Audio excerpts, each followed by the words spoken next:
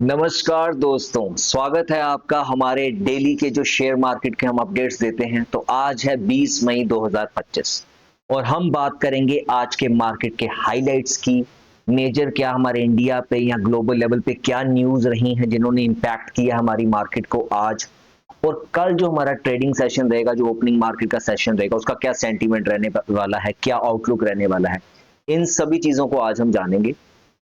तो चलिए शुरू करते हैं। शुरू करने से पहले मैं सिर्फ अपने बारे में बता दूं कि मेरा नाम साहिल साहनी है। मैंने 7 साल कैनरा बैंक में काम किया, जिसमें मैंने काफ़ी वर्टिकल्स में काम किया, आप स्क्रीन में देख पा रहे होंगे।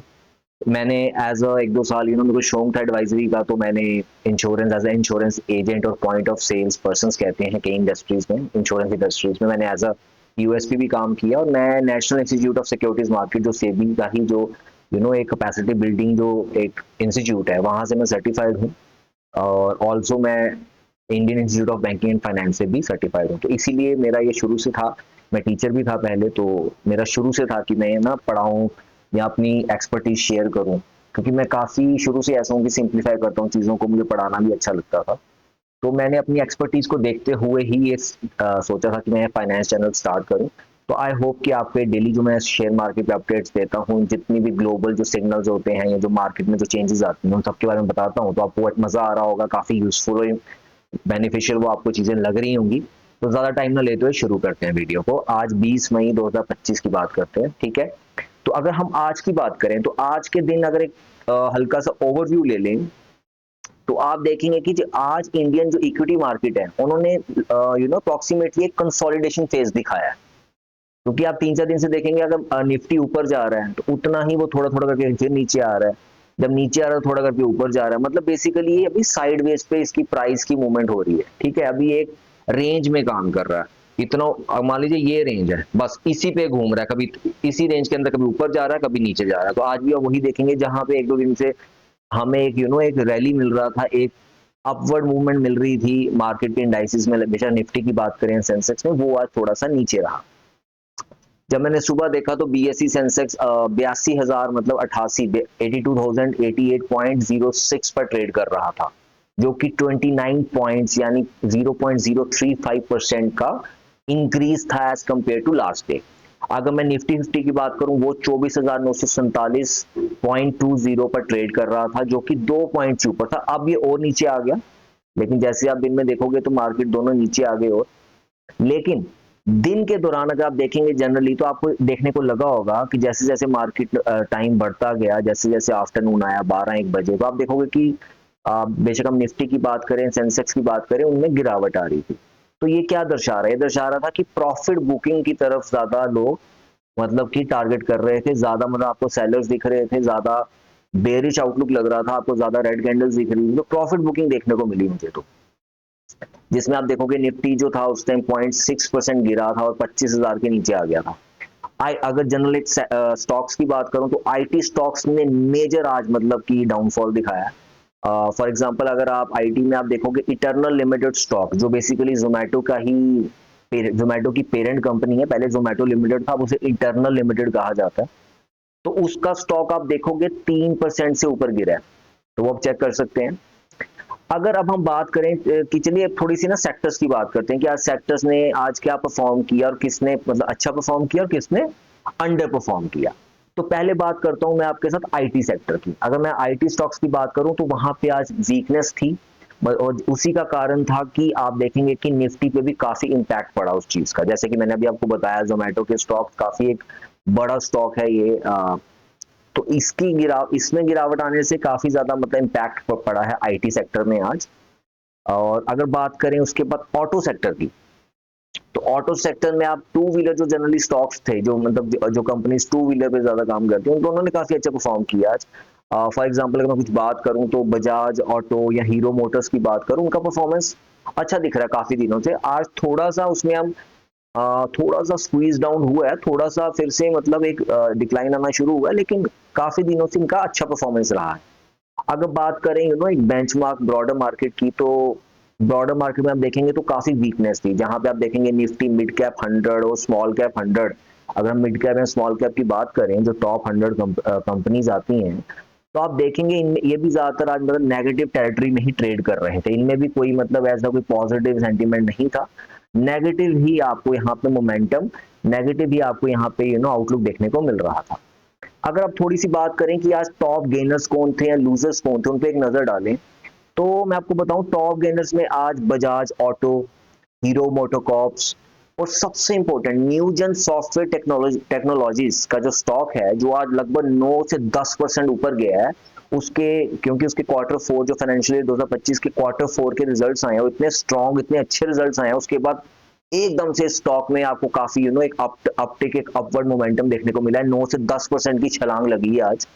बेसिकली न्यूजन की बात कर रहा हूं मैं, तो न्यूजन सॉफ्टवेयर टेक्नोलॉजीज के जब रिजल्ट आए, उसमें आपको बता दूं कि इन्होंने 1487 करोड़ रुपीस का रेवेन्यू रिपोर्ट किया है अपने क्वार्टरली रिजल्ट्स में, जो पिछले साल के मुकाबले 20% ज्यादा है। बहुत बड़ी बात है अगर आप 20% आप ग्रोथ दे पा रहे हैं रेवेन्यू में। अगर बात करें पैट की, यानी प्रॉफिट आफ्टर टैक्स की, मेन जो बॉटम लाइन है उसकी बात करें, तो वो भी 315 करोड़ रुपीस रहा, जो 25% का ईयर ऑन ईयर ग्रोथ दिखाता है, मतलब 25% ये बड़ा है पिछले मार्च 2024 के कंपैरिजन में। I think it's a very big and very robust और काफी स्ट्रॉन्ग परफॉर्मेंस आई है न्यूजन की तरफ से, जिसकी वजह से हमें इनका स्टॉक काफी ऊपर जाते हुए दिख रहा है। आप इसको चेक कर सकते हैं इस वीडियो के बाद। एक कारण और भी था कि ये एकदम से इतना उछाल, 9 से 10% की उछाल क्यों आई है स्टॉक में, क्योंकि इन्होंने एक 1.63 मिलियन डॉलर की डील इन्होंने फाइनलाइज की है सऊदी अरेबिया के साथ, एक सऊदी अरेबिया के इंस्टीट्यूट के साथ, जिनकी वजह से इनका जो ग्लोबल, जो इनका फुटप्रिंट है, जो इनका ग्लोबल, इनका जो ये स्प्रेड कर रहे हैं, जो इनकी इनकी प्रेजेंस है, उसमें काफी इन्हेंसमेंट आया है। तो कंपनी को एक, और प्लस मैं आपको ये भी बता दूं कि क्योंकि कंपनी काफी इनोवेशन पे है, इनोवेशन पे काम करती है, आईटी में काम करती है, तो इन्होंने इनको एक नया पेटेंट भी मिला है जो बेसिकली प्रिंटिंग और एडमिनिस्ट्रेशन से रिलेटेड है। ये पेटेंट ने न्यूजन के जो इंटेलेक्चुअल प्रॉपर्टी जो पोर्टफोलियो उसको काफी मजबूती दी है, और उसके जो इनोवेटिव सॉल्यूशंस है ये उसको भी हाईलाइट करता है, ये कितनी क्रिएटिव और कितनी इनोवेटिव कंपनी है, इनको भी नया पेटेंट भी मिला है। ये मैंने बात कर ली आपके साथ टॉप गेनर्स की। अगर बात करें टॉप लूजर्स की, तो उसमें मैंने आपको ऑलरेडी बताया, जो सबसे मेजर जो हैवीवेट था वो था इटर्नल, जो जोमेटो का ही रीब्रांडेड नेम है, उसकी वो एक टॉप लूजर था, जिसमें 3% के आसपास आपको गिरावट देखने को मिली। और दूसरा रहा आज जो मैं देख रहा था ग्रासिम, ग्रासिम ने भी आज मतलब काफी ज्यादा मतलब की खराब परफॉर्मेंस दी है, उसका भी 2.9 से 3.2 की परसेंटेज में वो टम्बल डाउन हुआ है, गिरा है। अब बात करते हैं न्यूज, क्या न्यूज है, मतलब कि अगर आज क्या इंपॉर्टेंट ऐसी इंडिया में डोमेस्टिक न्यूज थी जिनकी वजह से मार्केट का ये हाल हुआ है आज, कि वो कंसोलिडेशन फेज में चला गया। लेकिन अभी भी जो आपको न्यूज बताने वाला हूँ, मैं आपको 3 मेजर न्यूज बताता हूँ पहले, इंडिया की ही डोमेस्टिक न्यूज। पहली चीज ये है कि अगर आप अप्रैल और मई 2025 में देखेंगे, तो फॉरेन जो इंस्टीट्यूशनल इन्वेस्टर्स हैं उन्होंने इंडियन इक्विटीज में 17,000 करोड़ रुपए का इन्वेस्टमेंट किया है अप्रैल और मई में, सिर्फ 2 महीनों में। ये बेसिकली रिवर्सल है। अगर आप जनवरी फरवरी की बात करेंगे तो वहां पे हैवी आउटफ्लोज हुआ था, जनवरी में 78,000 करोड़ रुपीस और फरवरी में 35,000 करोड़ रुपीस का नेट सेलिंग हुआ था। तो अब अप्रैल मई में 17,000 करोड़ का जो हमें इनफ्लो आया है, तो एक रिवर्सल ये ट्रेंड दिखा रहा है कि फिर से फॉरेन जो इन्वेस्टर्स हैं वो इंटरेस्टेड है हमारी इंडियन इकोनॉमी पे, हमारी इंडियन मार्केट में। ये काफी मेजर न्यूज है। दूसरी चीज इंपॉर्टेंट लगी है मुझे कि वो है मतलब कैपिटल एक्सपेंडिचर जो होता है, उसमें भी काफी बूम आया है, क्योंकि इंडिया में जो कैपिटल एक्सपेंडिचर का जो बूम है वो देखने को मिल रहा है, जिसकी वजह से जो डोमेस्टिक जो कंपनीज है ना, उनके लिए काफी ज्यादा ग्रोथ की अपॉर्चुनिटी ये बन गया। मैं आपको बताता हूँ कितना मतलब की चेंज आया। आप देखिए फाइनेंशियल ईयर, अगर मैं 21 की बात करूं, 21 से लेकर 2025 जो भी खत्म हुआ है फाइनेंशियल ईयर 2025, इन 4 सालों में प्राइवेट जो कैपिटल एक्सपेंडिचर में 19.8% CAGR, compounded annual growth rate का ग्रोथ जो है देखा गया, मतलब लगभग 20% का एनुअल ग्रोथ देखा जा रहा है प्राइवेट कैपिटल एक्सपेंडिचर। अगर गवर्नमेंट की भी बात करें तो इंफ्रास्ट्रक्चर डेवलपमेंट और मैन्युफैक्चरिंग सेक्टर को काफी मतलब बूस्ट देने के लिए गवर्नमेंट ने भी काफी ज्यादा एक्सपेंडिचर अपना बढ़ा दिया है। तो ये थी सेकंड पॉजिटिव न्यूज की काफी ज्यादा एक्सपेंडिचर इन्वेस्टमेंट हो रही है, तो इसकी वजह से भी हमारी मार्केट की ग्रोथ आपको जल्दी ही देखने को मिलेगी।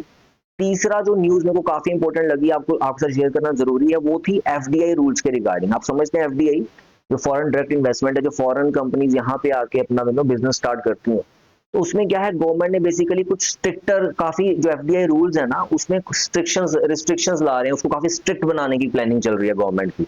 मैं भी ये काफी मैंने न्यूज आर्टिकल इसमें मैं देख रहा था। तो इससे क्या होगा कि जो फॉरेन ओन्ड कंपनीज है इंडिया में वो काफी ज्यादा इससे इफेक्टेड रहेंगी। ठीक है, अब मैं आपको बताता हूँ कि इसमें क्या क्या चेंजेस आए हैं, मतलब कि जो प्रपोज हैं, जो क्योंकि अभी प्लानिंग चल रही है तो ये चेंजेस अभी आए नहीं है, आ सकते हैं। तो पहला क्या है, जो डेफिनेशन है फॉरेन ओन्ड एंटिटीज की, उसमें चेंजेस आने की बात हो रही है कि जो डायरेक्ट और इनडायरेक्ट फॉरेन इन्वेस्टमेंट्स होती हैं, तो अब ये डायरेक्ट के साथ इनडायरेक्ट इन्वेस्टमेंट्स को भी इंक्लूड करने की बात कर रहे हैं, जिसका इन्होंने नाम रखा है फोस, एफओसी, मतलब foreign owned and control entities की जो क्लासिफिकेशन रहती है उसमें उसको नया डेफिनेशन देने वाले हैं, कि उसमें काफी प्लस माइनस मॉडिफिकेशंस हो रही हैं कि क्या है नया इंक्लूड करते हैं, तो ये देखने वाली चीज होगी। मैं आपको इसमें अपडेट करता रहूंगा। दूसरा, और ऐसे जो एंटिटीज हैं उनके अंदर कोई शेयर ट्रांसफर होता है या इंटरनल कोई रीस्ट्रक्चरिंग होती है, तो उसके लिए भी एफडीआई रूल्स के अंदर उनको लाने का प्रावधान किया गया, प्रोपोजिशन की गई है गवर्नमेंट की तरफ से। तो बेसिकली शॉर्ट में बताऊं तो ये होगा ये कि अगर ये चेंजेस आती हैं तो जो फॉरेन ओन्ड कंपनीज है ना उनके ऑपरेशन और कंप्लायंस जो बर्डन है उनका वो बढ़ जाएगा, तो जिसका वो इम्पैक्ट उनके स्टॉक परफॉर्मेंस पे पड़ सकता है। अब ये मैंने आपको बताई डोमेस्टिक न्यूज। अब थोड़ी सी बात कर लेते हैं इंटरनेशनल फ्रंट पे भी क्या हो रहा है। ठीक है, कि इंटरनेशनल फ्रंट पर भी जो इंपॉर्टेंट डेवलपमेंट्स हैं वो क्या है। तो मैं कुछ आप दो चीजों को मैं थोड़ा सा टच करना चाहता हूँ। पहले तो आप यूएस की रेट कट की बात करते हैं, ठीक है, पॉलिसी रेट की। देखिए अप्रैल 2025 में जो यूएस का इन्फ्लेशन है वो काफी मतलब अनएक्सपेक्टेड है, 2.3%।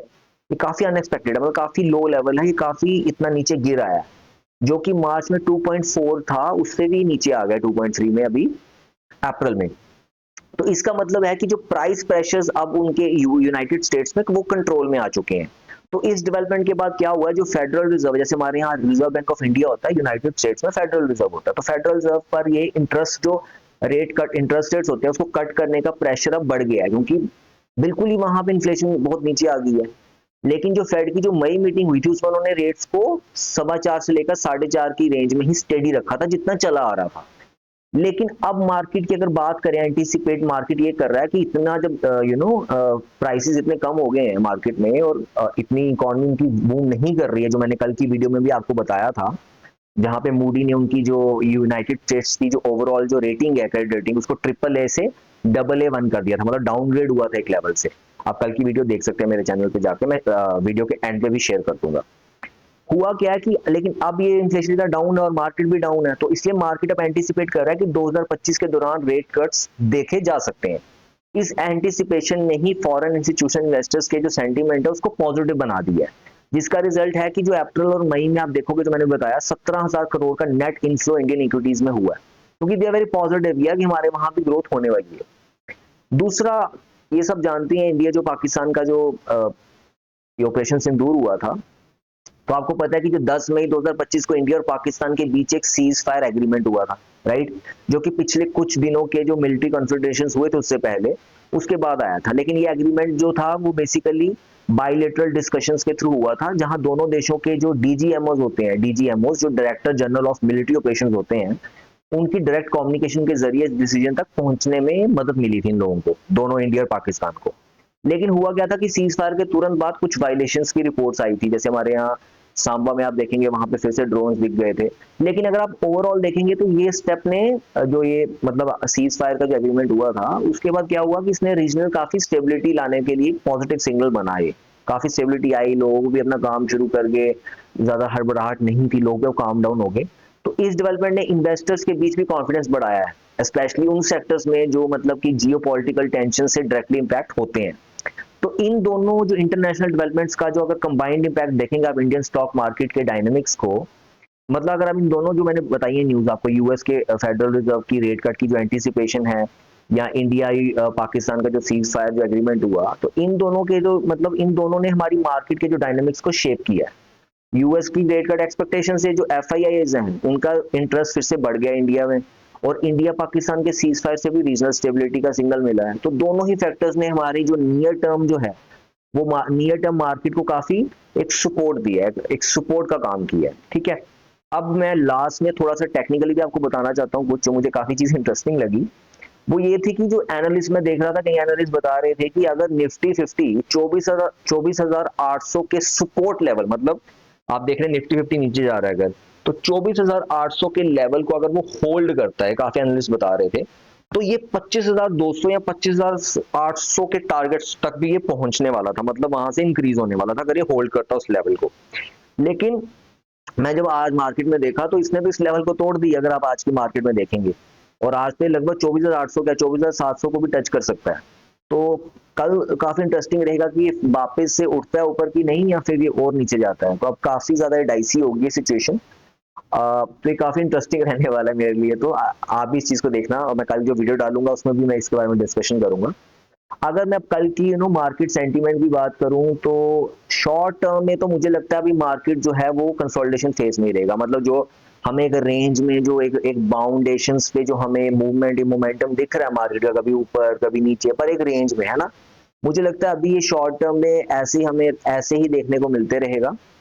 लेकिन अगर मैं बात करूं 2025 के सेकंड हाफ की, मतलब अगर हम सेकंड हाफ ईयर की बात करें, सितंबर के बाद जो मुझे लगता है, तो अगर सेकंड हाफ ईयर की बात करें तो मुझे लगता है वहां पे काफी ज्यादा अपसाइड एक्सपेक्टेड है, इवन बाय एक्सपर्ट्स। मैं काफी देख रहा था, क्योंकि मैंने आपको काफी न्यूज भी बताई है। ओवरऑल आप देखेंगे तो फॉरेन सोर्स भी काफी आ रहा है, हमारे यहाँ भी इन्फ्लेशन काफी कंट्रोल पे है, जो मैंने लास्ट टू लास्ट वीडियो में भी शेयर किया है। तो वी ऑल फील, और ऑलरेडी हमारा ओवरसोल्ड भी चला गई थी मार्केट पहले, और काफी ज्यादा आपको मैंने बताया, एक वीडियो मैंने लास्ट बनाई भी थी शेयर मार्केट, वो भी आप देख सकते हैं, जिसमें मैंने बताया था कि काफी वैल्यू, जब हमारी मार्केट ओवर वैल्यू होती तो उसमें जो भी करेक्शन हुआ वो सब हो चुका है। अब मुझे लगता है जो हमारी इंडिया की है ना एक लॉन्ग टर्म, जो हम 2047 की बात करते हैं, विकसित भारत की जो एक लॉन्ग टर्म स्टोरी है, हमारी लॉन्ग टर्म ग्रोथ स्टोरी, तो उसके लिए फिर से टाइम आ गया, फिर से ऊपर उठने का। तो डेफिनेटली काफी एक्सपर्ट्स पॉजिटिव हैं second half of this financial year. तो दोस्तों, ये था मतलब आज का डिटेल्ड मार्केट अपडेट। अगर आपको ये वीडियो इन्फॉर्मेटिव लगा हो तो लाइक करें, शेयर करें और चैनल को सब्सक्राइब करें।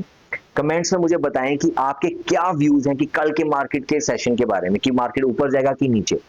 तो कल मिलते हैं नई अपडेट के साथ। बस यही रिक्वेस्ट है, चैनल को सब्सक्राइब कर लो, क्योंकि मैंने नया चैनल शुरू किया, अपने बारे में बता दिया शुरू में आपको, क्योंकि अगर आप सपोर्ट करेंगे मैं तभी कंटिन्यू करता रहूंगा। अगर आप नहीं करते हैं तो मुझे पढ़ाना अच्छा लगता है, लेकिन then I will try to put my effort somewhere else, क्योंकि अगर मैं इतना एफर्ट डाल रहा हूँ, लोग उसी तक वो यूट्यूब उसको इतना शुरू में प्रमोट नहीं करेगा, क्योंकि मैं एड्स नहीं रन कर रहा हूँ। तो बिकॉज मैं नेचुरली अपने अपने मुझे पता, अपने एक्सपीरियंस पे, स्किल पे मुझे विश्वास है, जो लोग देखेंगे वो जुड़ते चले जाएंगे। तो अगर आसपास आप लोग देखेंगे और मुझे सपोर्ट करेंगे तो मुझे भी मजा आएगा, ज़्यादा से लोगों को अपने एक्सपीरियंस को शेयर कर पाऊंगा और आपको एक अच्छी यूजफुल इंसाइट्स दे पाऊंगा मार्केट की। और मैं खाली मार्केट की नहीं, हम और भी काफी वीडियोस में डालता रहता हूँ, अपने चैनल में जा सकते हैं। तो प्लीज सपोर्ट कीजिएगा, अपना प्यार बनाइएगा। नमस्कार।